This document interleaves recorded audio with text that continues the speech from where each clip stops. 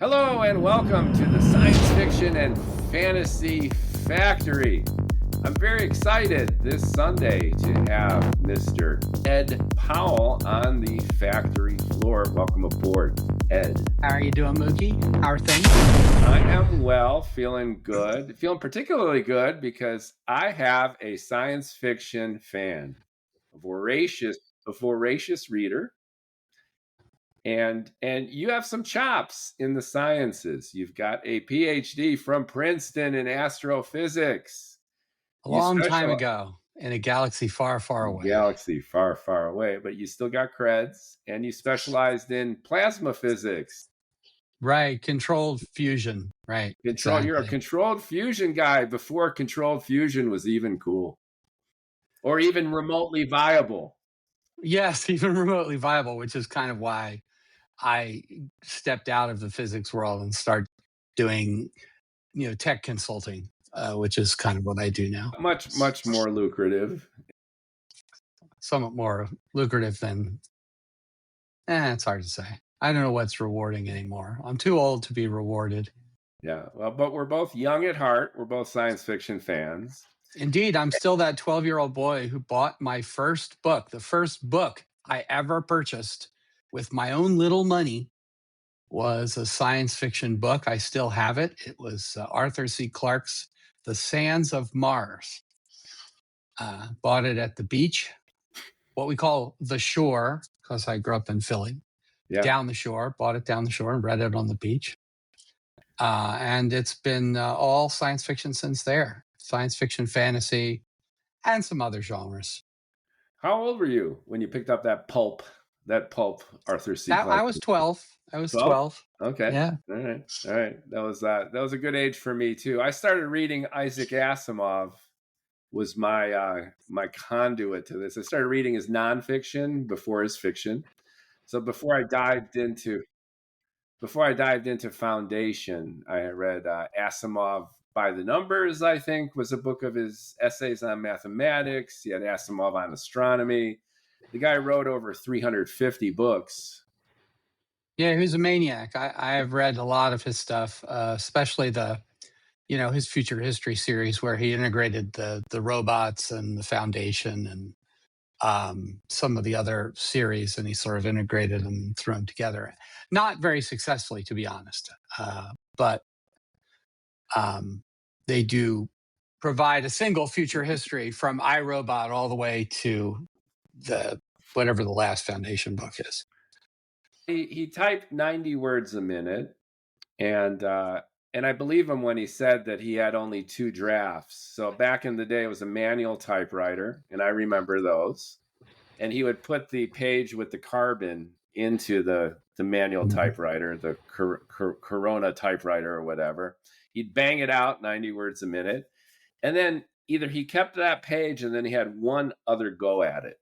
So if he didn't like that page, he gave himself one more try, put another fresh page in, gave it another whirl, and that was it. He was a 2-take guy. As page by page was his rule, apparently. That's funny. Yeah. Yeah, he was crazy. I read some of his nonfiction as well, but I do remember a lot of his science fiction. And the 3 trilogies that the Stars Like Dust and the Robots and the Foundation are really interesting books in that they sort of take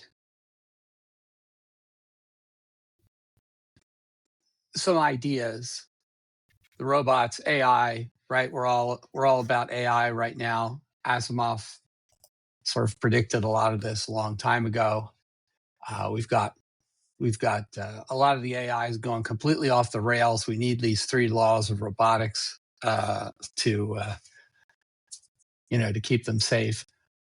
I have, obviously I have logical problems with the 3 laws of robotics. So it's not important. The idea is that he came up with the idea that you got to keep the AI safe from hurting humanity. And then we go from that, back in the 60s like the logical endpoint, which is the Terminator franchise, right? Where the AIs decide to take over and get rid of all the human beings. So it's a really interesting progression of this idea.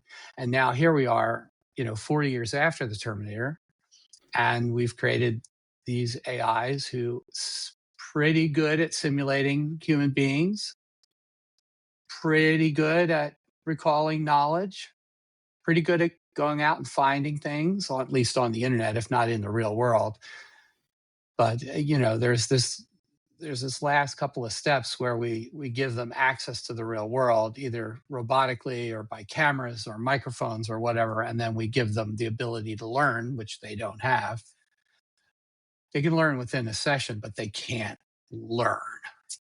And and then they take over all the nuclear weapons and destroy us. So it'll be perfect.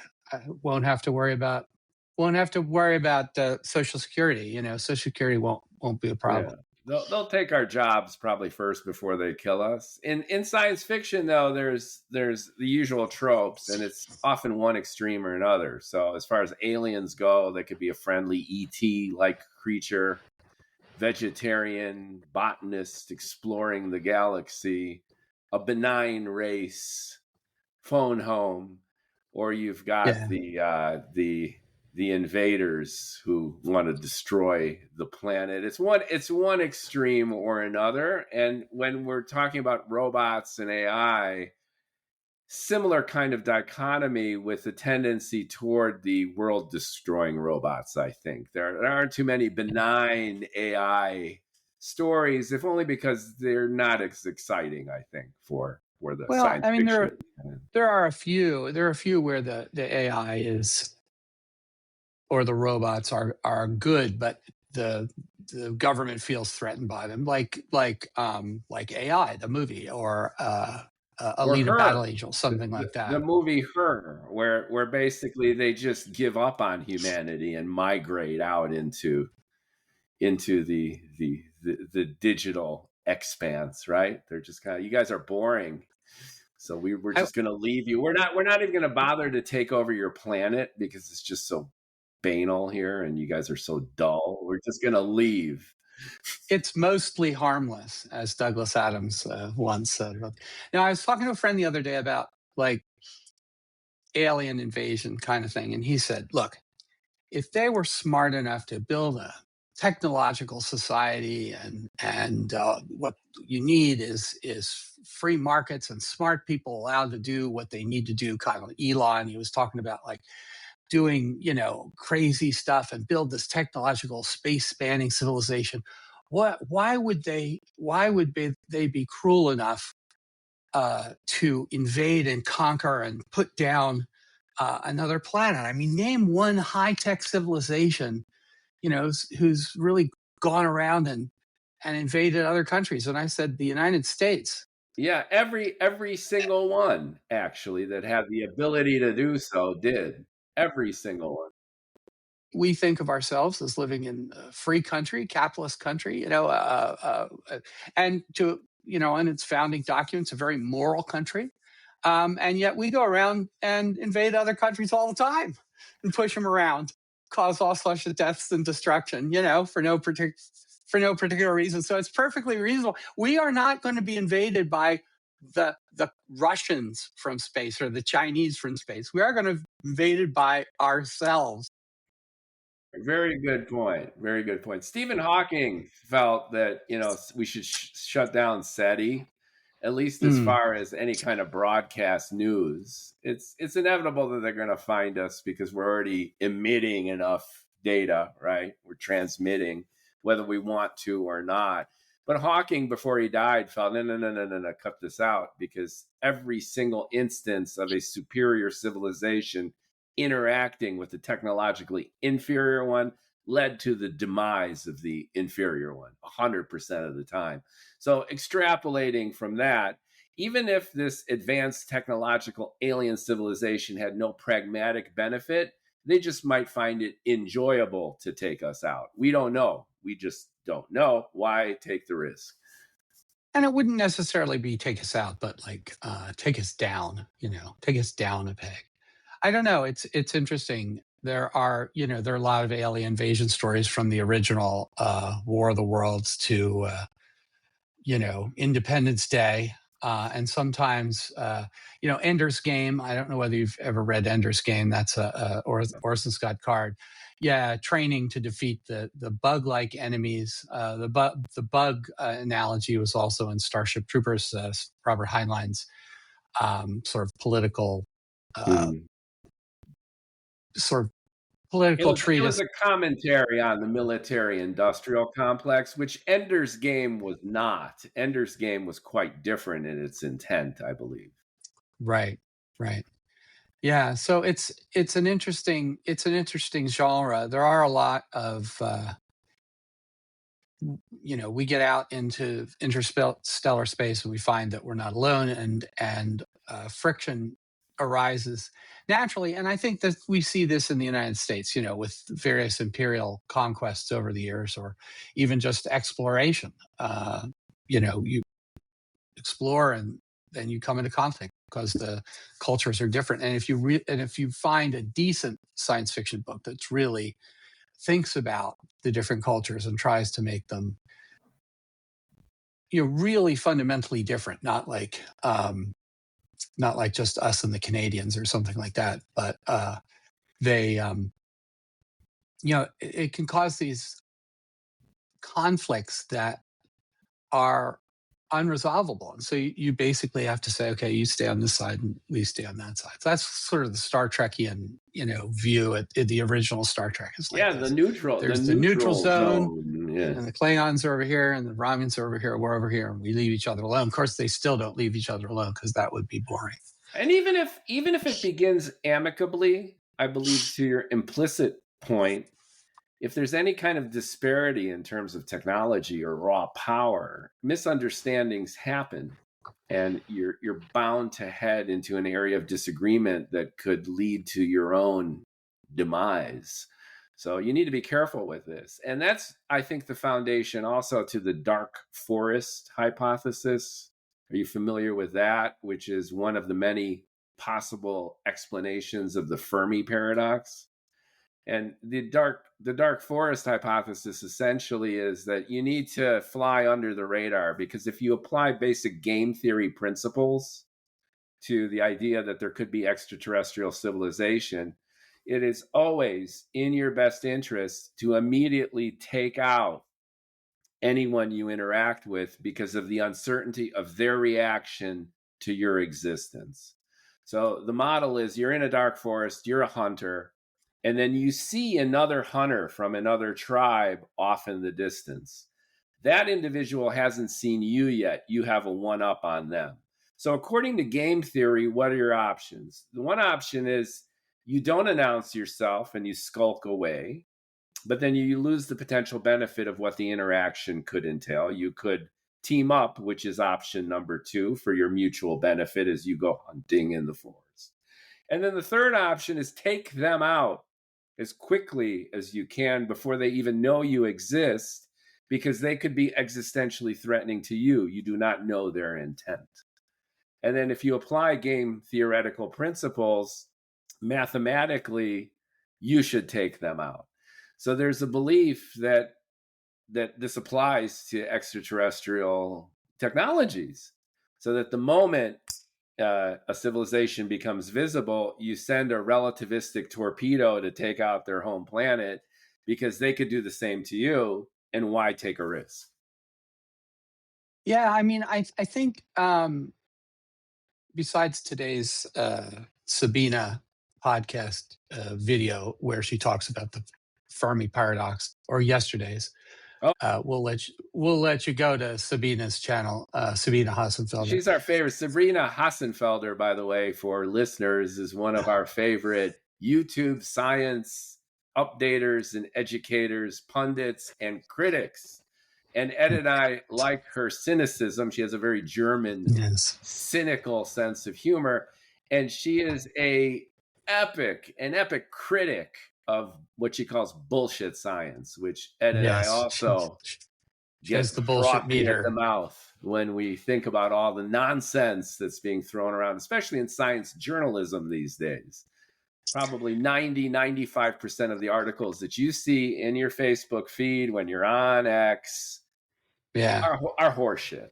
They're press Yes. releases issued by academies, organizations, companies to make the cashola, and they sensationalize what they're doing and what they're theorizing in a way that gets attention in our attention economy and often has no real bearings on actual science. Yeah. We trust the science now. Of course, we have to trust the science. No, that's a different topic. Let's get back to science fiction, because something like, well, let's take that for example, as far as trust the science, safe and effective, right? I mean, who was the first guy to write that science fiction novel? Well, that was Michael Crichton with the Andromeda Strain. Do you remember that? Both the novel and Well, the the novel movie. was very good, and actually the movie was Yes, pretty good for the the movie was pretty 70s. good. Yeah, and so there's this genre of sort of, when you look at science fiction, what science? Well, a lot of the science is really not science; it's engineering. It's like, how does the warp drive work, or how do we, Project Hail Mary? How do we go to a different star, or how do we survive on Mars or something like that? That's all engineering. That's not science. But sometimes the science is biology. And so what you do is, how does the biology work? How do alien organisms work? How can we change our own biology? I think there's an interesting series um, by Lois McMaster Bujold. She uses a lot of biotech in her series. And the idea is like, okay, if you have a society where this biotech is available so that you can basically change your body. You want 4 arms because you're really into you just have that, or 4 legs, or 3 legs, or Why not? Now and with CRISPR, right. And so the books are space opera / spy thrillers, but underneath, the science underneath is this biotech. And of course, The Expanse, which is sort of the best science fiction that was been done in the 21st century, that's also got a very fundamentally biotech aspect to it. It's not a whole lot of AI in The Expanse, but there's a whole lot of like biomanipulation, and you know it's very hard science fiction to a certain extent, because the space travel is very real. But yeah, they honor physics, and that's another reason I love having you on, is because if anyone can call bullshit on the non-science science fiction, that would be you. And I would tacitly assume, given your background, that you have a heightened appreciation for hard science. And by hard science fiction, we could define it in terms that the author is educated, or at least sensitive to science, what's been acquired over the last 100 years in terms of not only the principles of physics, but even the engineering extensibility, as you mentioned, which is this actually plausible based on what we know? And if you extrapolate a few steps ahead into a predictive future, is it a reasonable extrapolation, as opposed to faster than light travel, no problem, artificial gravity, no problem? You just say it and it is. You pull it out of your ass as a writer, right? I think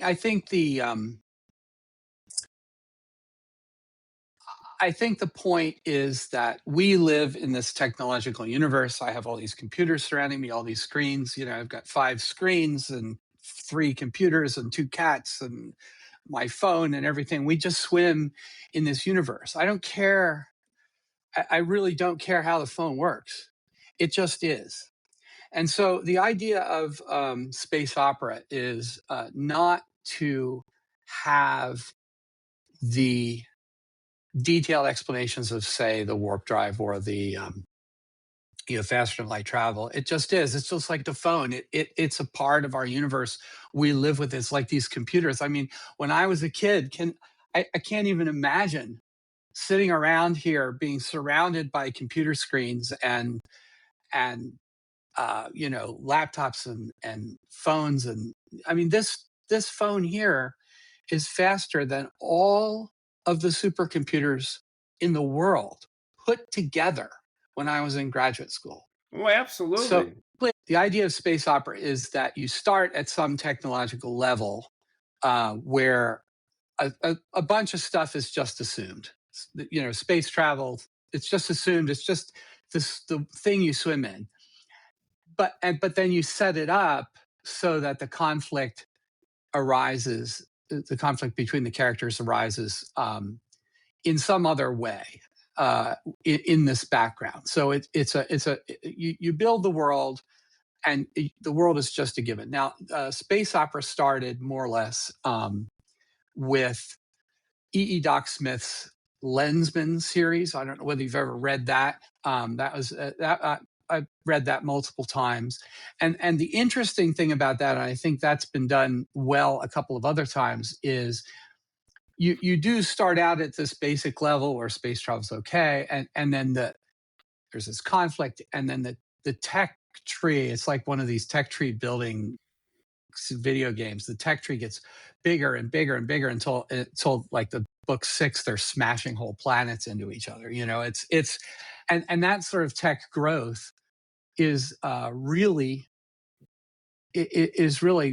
my kind of thing. It's like, how do you think of the new how do you think, what's the newest thing, and how would it be plausible? And of course, it's all nonsense, I guess, from a modern science perspective, but it's plausible in the sense that if you assume this, then maybe you could do that, and then, let's combine these two and you do this. And it's a very realistic kind of how sort of technology evolves under certain, fundamentally probably false, but fundamental assumptions. And that's been done again in a, I wouldn't say better way, because the first person is always sort of the standard, but David Weber, very famous author, he's done a series, Honor Harrington, where they do this sort of tech tree. And the first 8 or so novels of the series are quite good. And then it kind of goes off the rails. Like most authors, he loves the sound of his own voice. And when you get popular enough, the editors can't tell you okay, cut half of that, because it's just a bunch of talk and you're not getting anywhere. I think lots of authors fall into this. Let's zero in on this hard versus soft science and the idea of the space opera for just a second, because I think it resonates with readers and also particularly with you and your knowledge. So, you're asserting that once you establish a baseline of science and by extension credibility, then it really becomes a character-driven human kind of drama with the backdrop that's very fantastic and science fiction-esque. When we get into more hard science fiction, then the realities of dealing with real physics in a real environment outside, usually the Earth, impact the story, the characters, the action. Classic example, again, is Weir's The Martian, where you consider that hard science. There are books that are way more hard than Weir's books, but the way the astronaut is able to survive and the logistics and the essence of the drama itself are contingent on the scientific and engineering realities that the character faces. Now, that's in stark contrast to, let's say, the entire Star Wars series, which is eminently popular, redefined filmmaking, and that is a classic space opera. There's faster than light travel. There's artificial gravity. There are light sabers that defy any kind of explanation. And nobody cares. You're into the fantastic ambiance, the storytelling. It doesn't bother you that there's sound in space. No big deal. It's part of there the is movie. Sound in space. Didn't you see the Blue Origin videos? It's when the staging happened on the most recent Blue Origin launch. and the second stage lit, there were microphones on the first stage. And as the gas impinged on the metal of the first stage, you'd hear the sound. So when the second stage lit, it was the roar. There was a roar in space Okay. because of the Well, it's how you because of the you right. define sound. Here Exactly. you had And everybody was like, people were like, why is there sound in space? Well, because all this gas is impinging on is something that has a actually hitting microphone. the membrane of the receiver, Yeah, and it's yeah. not actual oscillations within the space-time continuum in a way that you have oscillations in the air. Well, I got to tell you, when I was a kid, I watched a lot of science fiction. I was Apollo baby, so Apollo babies I got really obsessed with space travel and science and whatnot. And so I watched the Irwin Allen shows, Lost in Space and Voyage to the Bottom of the Sea, Star Trek, right? Same And here. That's the bread and butter of yeah, our youth. and then some of the movies. I love the movies like Forbidden Planet, The Day the Earth Stood Still. I love Gort the robot, Robbie the Classic. robot, Probably the Forbidden Planet set the yeah, stage Forbidden for Planet, great. everything. Yeah. 2001, A Space Odyssey, obviously masterpiece. And then, a couple of little ones like Silent Running. I don't really remember that. There was Oh, the last, yeah, Bruce Dern, yeah. Douglas Trumbull did that, which was Right. Lucas's special effects guy. He said, "I'm going to be a director too. I'm going to outdo Yeah. you," and it hasn't really held up that well. Although the atmosphere of that movie was very good. It was good. Played Bruce Dern, crazy. But introduced the little robots, right? I forget whether they called them droids or whatever, but they introduced the little robots. So you get the space scenes set up in I almost in cried when I saw it 2001. the first time. When I saw Yeah. Silent Running, I don't know. It's very sad. It's Yeah, very I sad. almost cried when the little robot got washed Yeah. away. And spoiler Right. alert, you just see his foot caught in the Right. gray Yeah. His goo. foot. Yeah. No, it's a very sad movie, and you get the Robbie the robot, and which obviously sort of morphed to the C-3PO kind of character. You get the little droids from Silent Running morphed to the like R2D2. And then so 14-year-old me goes into the theater when I was at the shore and saw Star Wars for the first time, and I just couldn't believe it.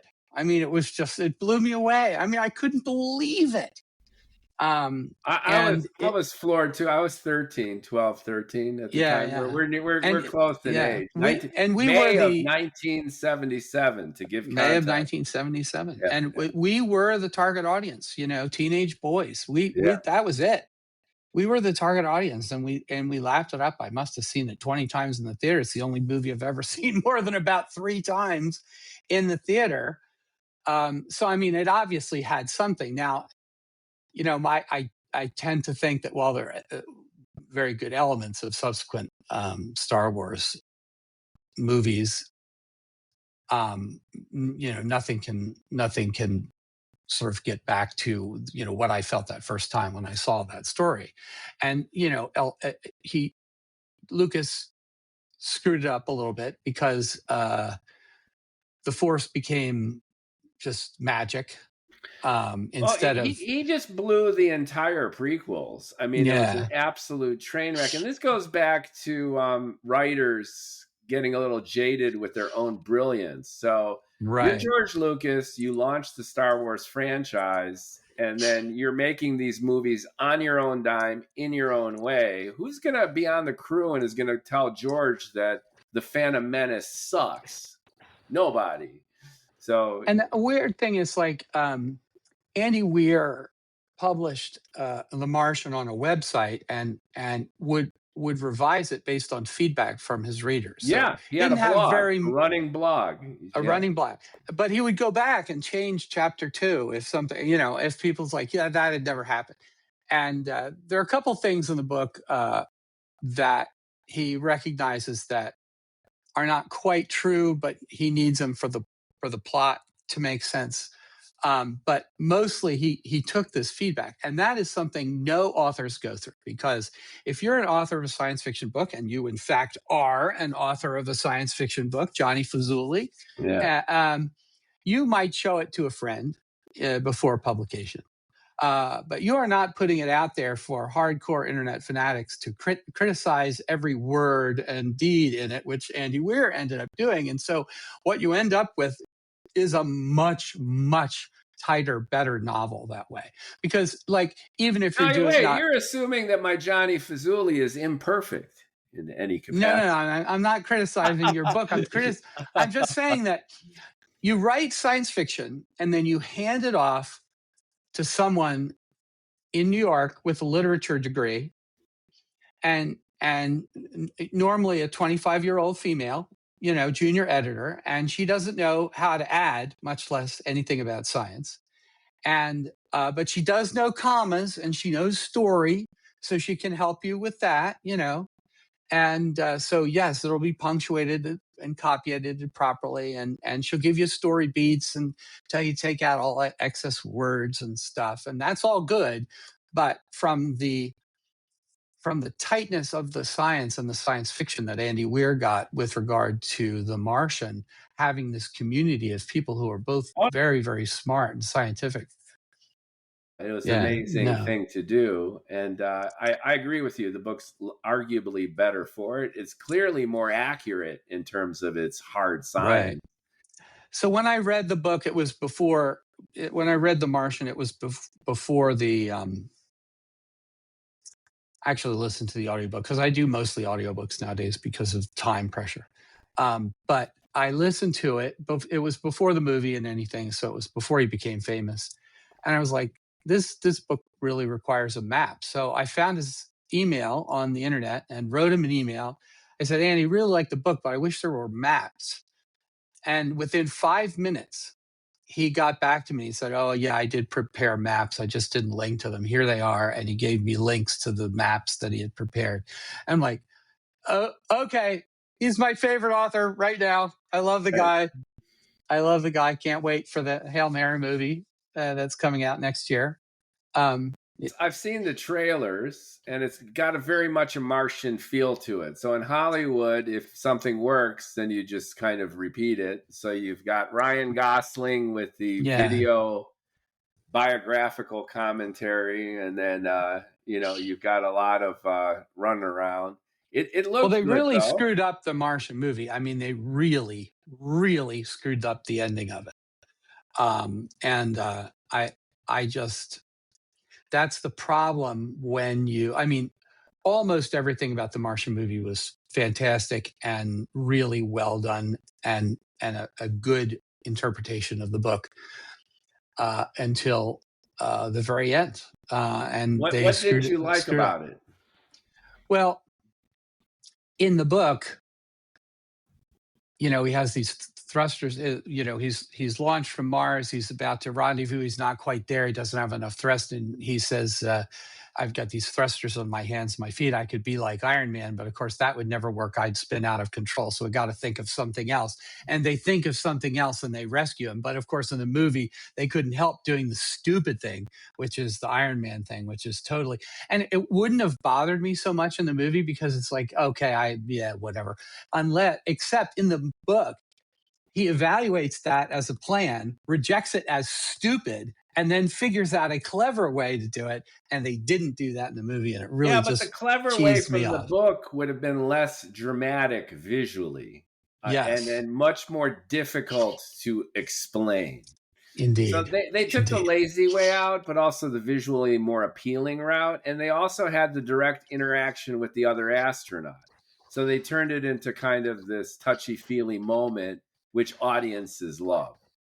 So in the same genre, although it's mostly true, I think one of the best movies ever made is Apollo 13, and yet they get some of the space mechanics wrong, and it just bugs me every time I see it. You know what I mean? The re-entry was absurd. How much it gimbaled, right? That bothered me, although it was almost mandatory. the reentry. Yeah, You that's know, when about they're right though. the ship is Yeah, slaloming but back and forth, actually and that's about right. I mean, the weird thing about the Apollo landings, Apollo reentry is well, I can't. Okay, here. So the ship comes down, and then it actually starts gliding, and it stays at the same altitude, and actually goes up a little bit as it bleeds off energy horizontally, and then it comes down. And in fact, when it hits this bottom, I forget what the altitude is. It's like 100,000 feet, so something like that. I've got the graph here somewhere. And then basically stops going down and starts going up. That bottom is the highest G force. This is 5 or 6 Gs, and then they're not experiencing any but 1 G as they fly across, and then it goes down again. right. So they do fly. It does fly like a lifting body for a substantial period of time, and they do fly it manually with a stick. There is the guy on the left seat. He is flying it. It is flying like a Yeah, but I flying can't imagine saucer. the gimbals don't go like this. It was just dramatized for the screen Yeah, again, that right? was a little, but it was Yeah, more like when they want to do the burns when they're in space, they're pointing in the wrong direction, right? They want to slow down.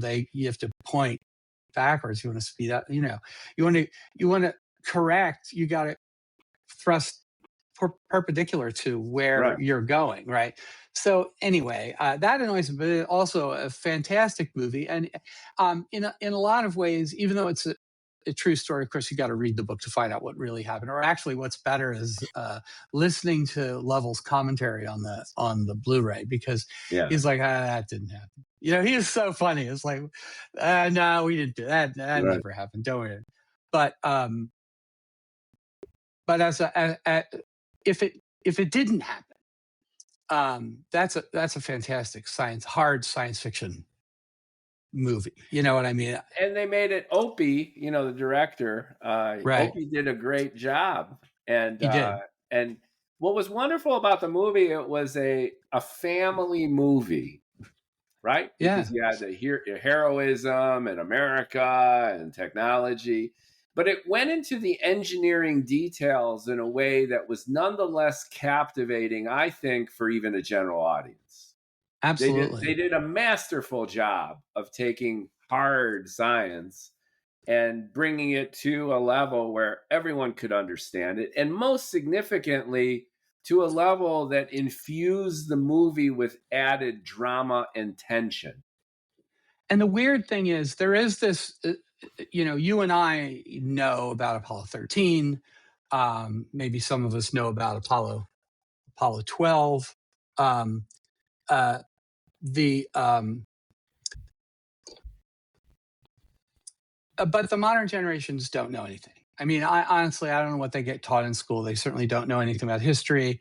Just the song, don't know much about history, right? Don't That's know the much about modern youth. nothing. Most So, folks don't know that a dozen guys walked on the moon. I would say 95% of people you just accost on the street wouldn't be able to tell you that a dozen guys walked on the moon. and so there is this genre of YouTube video where Gen Z watches old movies and then comments on them. And I've watched 4 or 5 hour-long videos at 2x, so not very long, like before going to sleep, of these Gen Z people who, like, I have no idea this happened. Is this really true? Is this a true story? Let me wait a minute. Let me Google something. They had no idea anything about Apollo. They had no idea about Apollo 13 there. And to them, it could be science fiction. To them, it is science fiction. It's just a cool, hard science fiction movie. I was like the 2001: A Space Odyssey. I didn't know we went to Jupiter.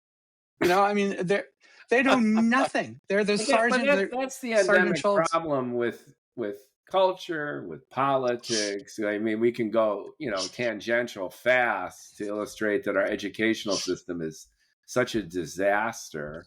And in no time in our history have young people consumed this quantity of content. I mean, they're on their phones, on their screens all the Yeah. time. and yet they're lacking. And I know we sound like two old guys, being critical. Two old ball guys. That's what we are. Yes.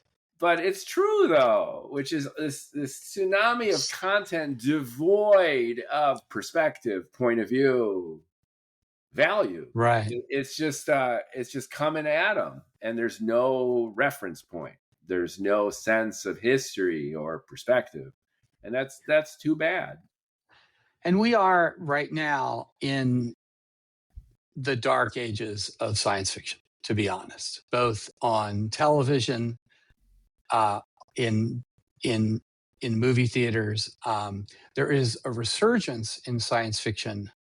And in science fiction published by books from the major publishing houses, almost all of which are unreadable.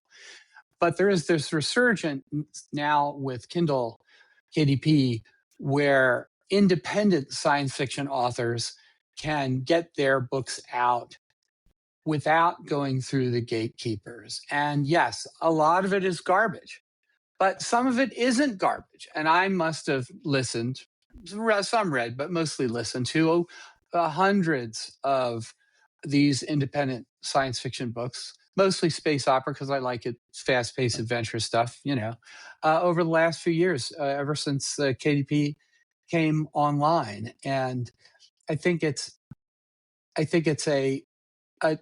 it's the only thing that's saving science fiction right now. I mean, The Expanse is the only real science fiction, and The Martian, Expanse and Andy Weir are the only science fiction that's been published in the 21st century that's really readable and interesting. I'm relieved in a sense that you have that perspective too, because I've felt very similar.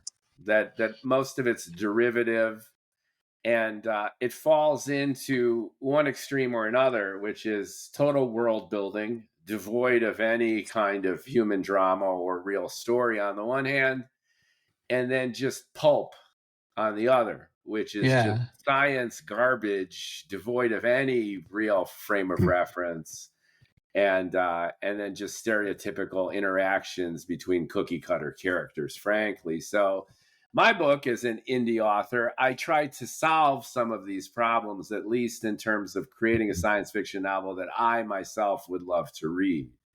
And my angle of attack was do the hard science, do the research, be aware of this stuff, but also contextualize the narrative within the issues that we're experiencing now. So rather than a completely fantastic space opera, really long time ago, a galaxy far, far away kind of stuff, grounded in reality, but then pump up the volume in terms of what we know now about quantum mechanics, cosmology, all the goodies, and make the multiple worlds hypothesis is your basic idea, right? I mean, you take the multiple worlds hypothesis. Checkmark level 4 is correct in principle. Yes. So we live in a mathematical multiverse. What are the consequences? Exactly. And blend these two together so that you have a very real world, real characters experiencing real cross-generational, gender-based problems, the politics, the maelstrom of living in America in 2025. And then juxtapose that with a mathematical multiverse and its reality, and then see what happens. I call it above the head and between the legs, which is hard science fiction, the implications of the infinite, and make it happen within the context of real human lives dealing with their own challenges and trying to attain their own goals. That was my attempt as an independent indie author to do that. And I satisfied myself, which is, as a writer, quite an accomplishment. And I'm getting it out there. So I'm reading it now. I this whole year has been delayed because I've been sort of the editor on a number of other books, not science fiction, and so my reading, my physical reading has gone down. I still listen to audiobooks, but my actual sit in a chair and read a book time has gone to nearly zero. Yeah, it's difficult. To nearly zero. I do think you should probably do an audiobook. I'm recruiting voices right now. I originally wanted to do the audiobook just myself, and I usurped one of my podcast shows, the No Hair All Heart podcast show, and I read Right. literally half the book, just me in Yes, installments. I did see that. In fact, I was waiting for you to finish for me to download them all But and instead, listen. or in supplement to that, I'm now recruiting folks to play the voices, and I want to make Yeah. it very entertaining. I've got some English speakers, English accents, kind of Star Hmm. Wars style, and I've Right. got females for the female roles, which is very, very helpful. Other And than my wife, I don't know any females. So yeah, and then so hopefully that'll be fun. So I can't wait to get it to you and to anyone interested in and terms of the audiobook. And I think that it'll expand the reach significantly for all the reasons that you mentioned, which is my book is 120,000 words, which is like a 10-hour read. Who has really the commitment now to sit their ass down and consume the fazul? So I think an audiobook will be much better for getting bigger reach yeah, and one interest. of the books I edited this year was a memoir, and I told her she has to do an audiobook, and she fought me and fought me and fought me, and finally she said, okay, clone my voice and do an AI version. So I cloned her voice and did an AI version. Of course, it's terrible. So I said, no, you're going to have to read it yourself. Yeah. I don't wanna. But then she ended up doing it. And it's doing well, and she did a great job of reading Right. her own I her actually own book. enjoyed reading it, but again, it's Uh-huh. how far can you go? I have a German Right, scientist woman, and right. I didn't do a faux German accent because that would come across as terrible. So you've got a credibility issue. Hey, everybody has watched Hogan's Heroes. We can all do German accents. Back to Hogan's Heroes, right? There was this. There's this German YouTuber who's lived in the United States, and she did a video very recently of the first time watching Hogan's Heroes, Yeah. and she actually thought it was pretty funny, which it was kind of funny. I mean, we Yeah. watched it when we were kids. Anyway, not science fiction. So what else is there in this science fiction? I did want to talk about like really hard science fiction. There's this physicist named Robert L. Forward. I don't know whether you've ever read any of his books. Yeah, he has a book, Dragon's Egg. It's the first of two or three or something, about creatures who live on the surface of a neutron star. I It's have it really good. downloaded in my Kindle Unlimited, actually. And he has a bunch of physics papers that I've read about, you know, some of the solutions to Einstein's equations that might get time travel Right. or things like that. Oh, and time travel, of course. I just went to see this movie for the first time in a while the other day in IMAX. It was Back to the Future. I remember that was the 40th anniversary. We all sat in the theater in The 1985. DeLorean, the The DeLorean time DeLorean. machine. Yeah. Now, here I was, 1985, me and my friends from the plasma physics lab. We've been working on fusion all day. We go into the theater, we watch this great movie, one of the best movies ever made. And at the end, he flies in and there's Mr. Fusion sitting on the back of the car. And like all of us, like we burst out laughing so hard. And nobody else in the theater got it. They were like, why are you laughing? What's so funny about Mr. Fusion? And we were all laughing hysterically. And then, no, great movie. I was very happy to see it again on the big screen So it held after up for four you after all years. these years? 100% wonderful movie. Do I have nitpicks? Yeah, but no, it's really good. Michael J. Fox is great as a teenager, and of McFly. course McFly and Christopher Lloyd as the Doc Brown. It's funny. It's like the assistant principal hasn't changed in 30 years. I remember I had the same eighth grade social studies teacher that my mom did, and she said he looks exactly the same. So it was like my whole experience it Well, was it had fantastic. every archetype in there, right? Right. Growing up.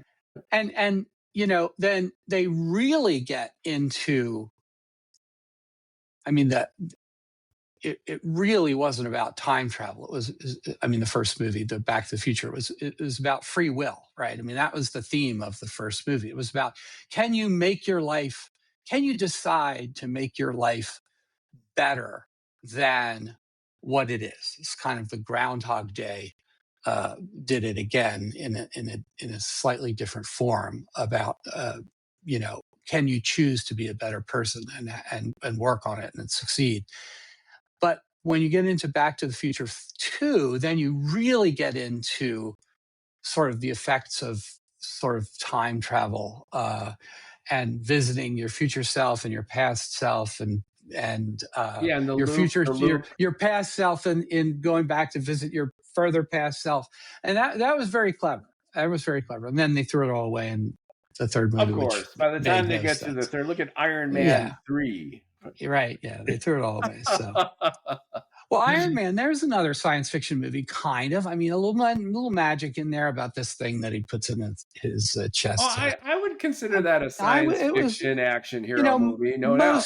No doubt. most of the Marvel movies are fantastical. Yeah, Thor, and science fiction fantasy, sometimes at their yeah, best. And usually the origin movies are the best because they have a great arc of the character. You start with just an everyman, or in Tony Stark's case, an every asshole who happens to be a genius. And then you take them through the arc of their trajectory from their banal everyday self into superhero-dom. I mean, if you look at the first season of Breaking Bad, the one mm, where Walter White is pissing orange and then he shaves his head and then he blows up the drug dealer's office, that's a superhero transformation movie. That's the birthing of Heisenberg. So whenever hmm you have that launch, it's very enticing and it can work really, really well. It's when the character reaches fruition, then it becomes much more challenging as a storyteller to keep it intriguing, to keep it enthralling without plummeting into excess or cliche. the other thing I've noticed with sort of writing, especially television writing, is you'll have a struggling artist, a writer, sitting in cafes 5 years, 7 years, perfecting his scripts for his 13 episode season one.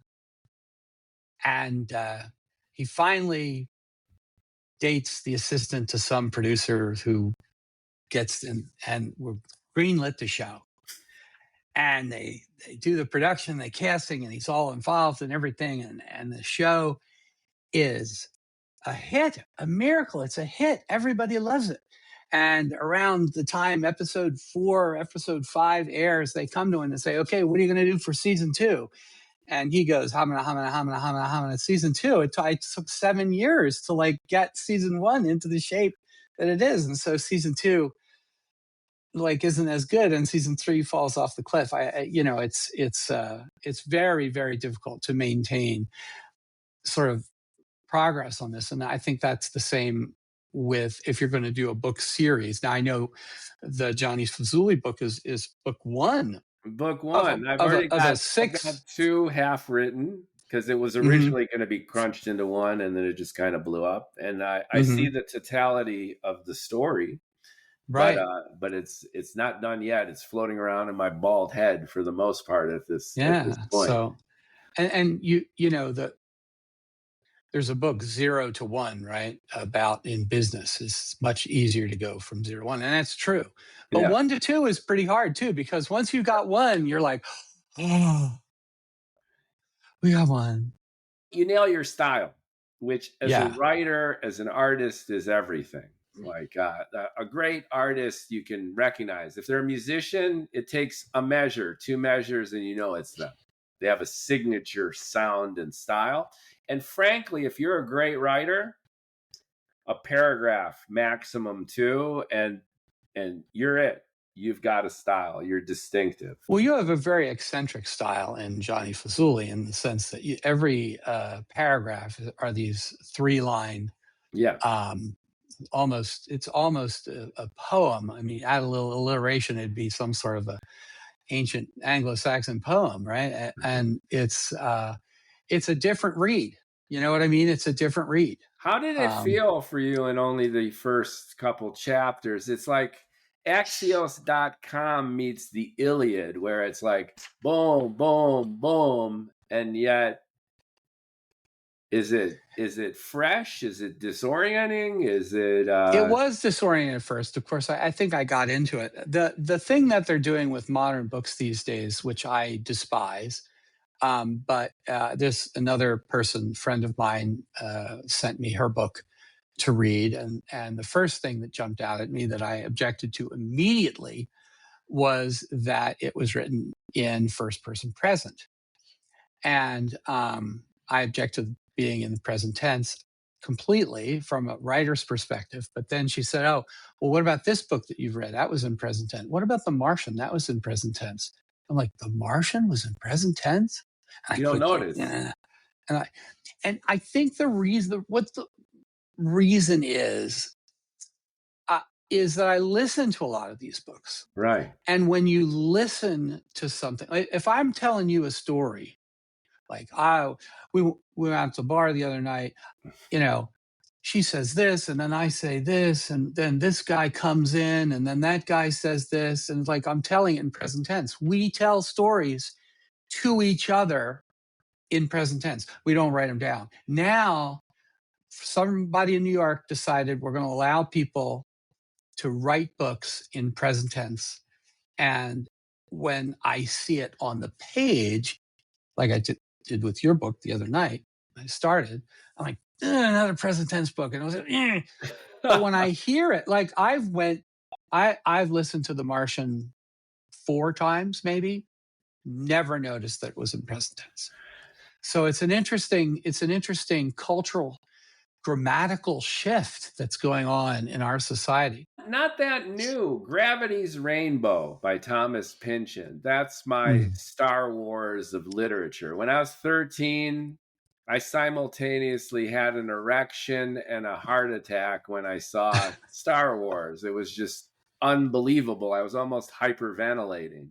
It was the equivalent of a needle in the vein for my preteen self. I had a similar reaction when I read Pynchon's Gravity's Rainbow in my early 20s. I must have been 21, maybe 22.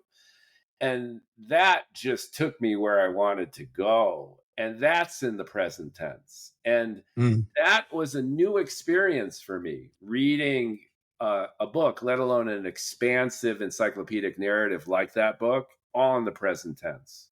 And that fed into the mystery and the magic of that tome of a brilliant book.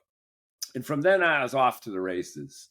If a present tense had the immediacy, the impact, and that was 1973, I believe, for that book's publication. And I read it when I was 20, 22. So that's 86, 85, maybe even a little before then. So present tense doesn't bother me too much. And for the Fizuli book, part of the theme is this eternal instance. The block universe is central to Tegmark's level 4. So thematically, I had to go heavy present tense, I think, Mm-hmm. for the immediacy of the book. And it kind of fits the staccato rhythm of it with the 3-line paragraphs. Boom, boom, boom. It's Oh yeah, no, meant to be in your face. it's definitely the right thing to do, because it's the immediacy of it Yeah. becomes more. It for someone like me who's read so many things over so many years, it's reading it on a page as opposed to listening it in Yeah, my it's a little bit ears alien and funky. And is you're is also is alien. a Yeah. nonfiction reader too, right? To a certain. Right. Yeah, I read a lot of history, and which apparently happens in the past tense. You don't read about the Roman Empire in the present tense. You know what I mean? Uh, but Herodotus is writing. No, no, no, no, no. the Have your big guns in terms of, your science fiction erudition, but also your perspective. Heinlein was sort of the progenitor of a lot of what we see today. He was a weird guy. He changed a lot. His style changed. He wrote a lot of juveniles. They're all very good. They're fun little adventure stories for kids, or adults. And then he got into these really expansive, kind of mind bending things like Stranger in a Strange Land or Time Enough for Love. And then he completely and utterly went off the rails. And his subsequent books are simply him writing dialogue in his own voice among all the characters, thinking he's clever, and they are essentially unreadable. It's a very, I mean, you feel like slapping the characters. Shut up! Shut up! Shut up! Do something and stop talking. I'm in agreement with you, actually. Some of these authors have become iconic to the point where criticizing them is blasphemy of the canon. And like all people, they go through phases, and they're either on it or not. They often go from hero to zero before you know it. And it's important to maintain that critical capacity. This idea that everything written by your favorite author is good is just factually usually incorrect and kind of stupid, which is just take every book, every piece of art, every movie for what it's worth on the surface and whether it does the trick or not. And a lot of science fiction adheres to Sturgeon's law, which is the genre Yeah. that originated that comment where 95% of it sucks. And that could be true for some of our favorite authors as well. They It happened have to their highlight. phases. It happened to David Weber and the Honor Harrington books. It happened to Tom Clancy. He does more techno thrillers. He invented the techno thriller. Yeah. But by his fifth or sixth book, they had gotten so bloated. I remember reading one book, and I had gotten 300-400 pages in, and nothing had happened. Nothing, zero. No, they did a lot of talking, a lot of setting stuff up, and like what a real editor would do with an author who submitted that book was like, oh yeah, the back end, there's some stuff there but you just got to cut all the front end. Start where the action starts. Don't. My favorite, like Thomas Pynchon, that I would put in the science fiction fantasy category because he's so expansive and original when he's good. His Against the Day is his longest book at over 1,100 pages. And it was as if someone were writing a Thomas Pynchon parody of all of his worst qualities exponentially dialed up. And it was excruciating. I couldn't even plow through it. I got about halfway through and I'm like, I don't know. I can't get these hours back. Yeah, and what I end up doing is sort of abandoning authors like that. Like I've abandoned David Weber. It really takes a lot of discipline to and humility, which once you get to be a famous author, you're not and not just famous, but financially successful, of which there are very few. But once you get to be one of them, and your shit does not stink anymore. And one of the best qualities of an author is that self-criticism, where you struggle with it, and the delta between what's in your head and what you're trying to accomplish and what's coming out on the page. There's such a discrepancy that you beat yourself up and you really try to hone it.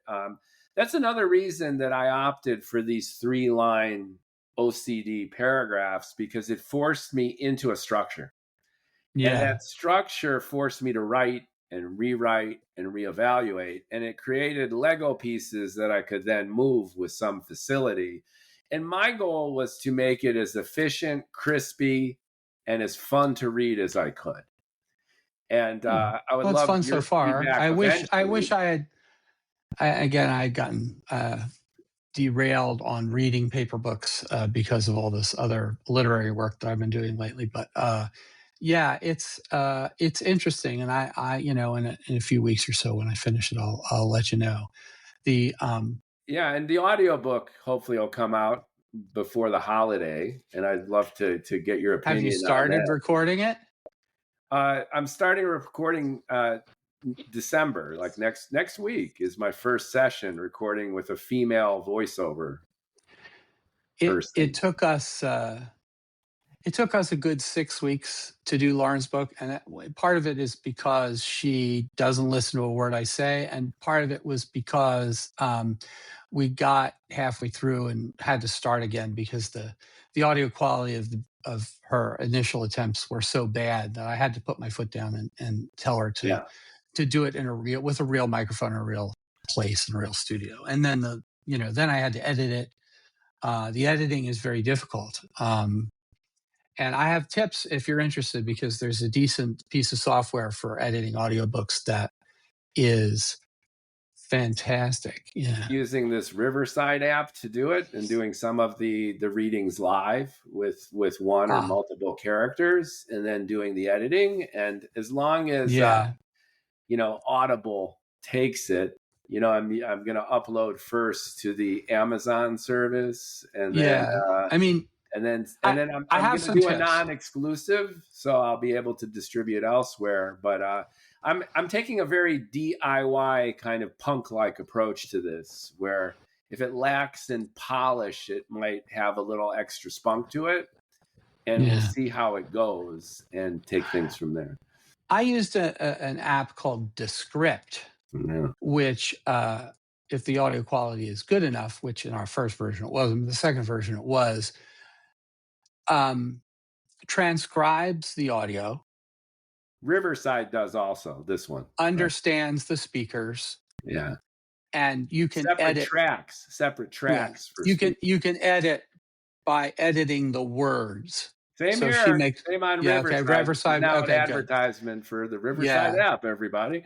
Right. Which is what we're using here. Yeah, that's very good. And then it has this AI that goes through and 85% of the time figures out where they made a mistake and started over. And you still have to read through it, but that's the new thing. I think when you get sort of standard audio software like Adobe Audition, it's got a lot of power, but doesn't have a lot of easy use, and so some of these new apps Once again, DIY, kind of quick and dirty. Right. We'll do a punk version, and I'd love to get it out for readers just like you, where you're a busy guy, you don't have 10 hours to commit to the Fazul, and you very well might be entertained with some of the characters and stuff. Yeah. And I would love for some of the hard science parts to be read by distinguished English gentlemen whom I'm thinking of recruiting. Cool. Jeremy Irons, excellent. Yeah, I'm glad to see Jeremy Irons is gonna. Yeah, it'll be a lot of fun. There's the alien spider who has a jar, which is a cylinder 10 meters by 10 meters. Mm-hmm. And down to the individual Planck volume, I call them Planck pixels. It's able to simulate every possible physical reality.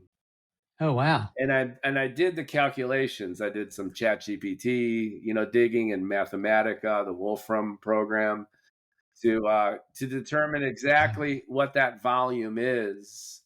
And then look into some of the philosophy and science of being able to create a simulator that could reproduce physically Planck instant to Planck instant. Here's the mind screw in this.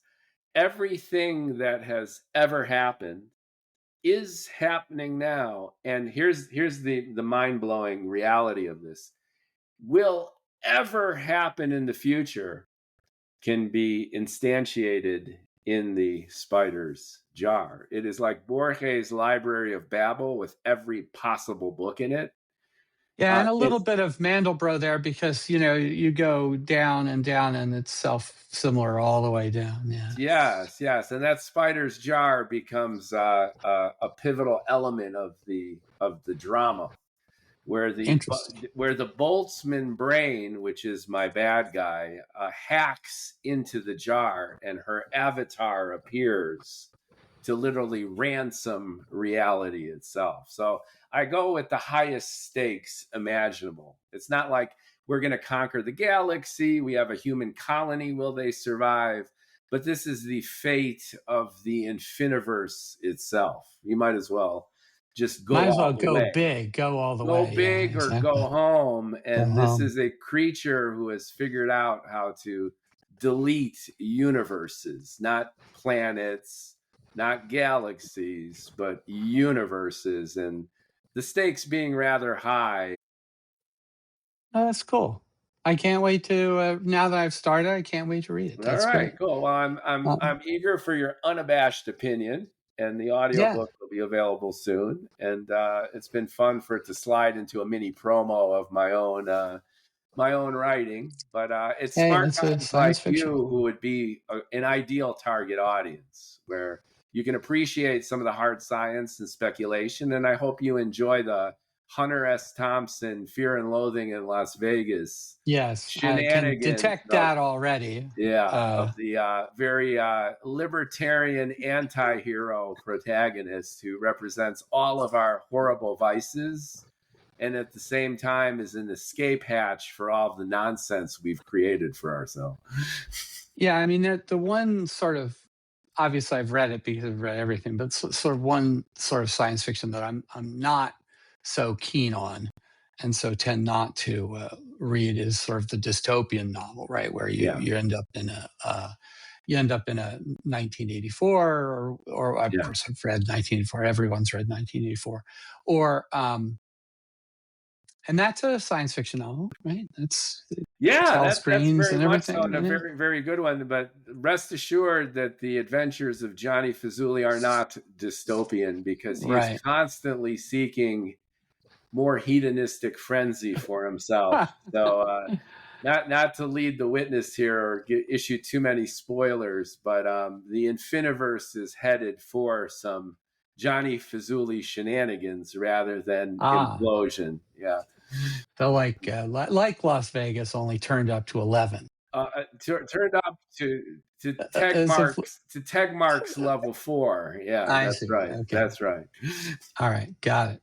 Well, thanks so much, Ed Powell, ladies and gentlemen. He is my thank you, Mookie. My science fiction fan. We'll bring you back on if you want after you finish my book, and we can have a self-aggrandizing, promotional, critical exchange on that. The audiobook is coming out hopefully soon. And let's catch up about life, the universe, and everything, including politics. I've had Ed on my other show, the Bald and Bloviating Show, and I would love to bloviate with you soon, come January, where we could take stock of our current political situation as well. And my just to tease it a little bit, my opinion is so long and thanks for all the fish. Wow. Now I'm really intrigued. So that should be a great exchange to share there. So thanks again to Ed. Like, comment, share. Welcome again to the Science Fiction and Fantasy Factory. And we will be having more authors and artists soon. Thank you, Ed. Thank you. Thank you.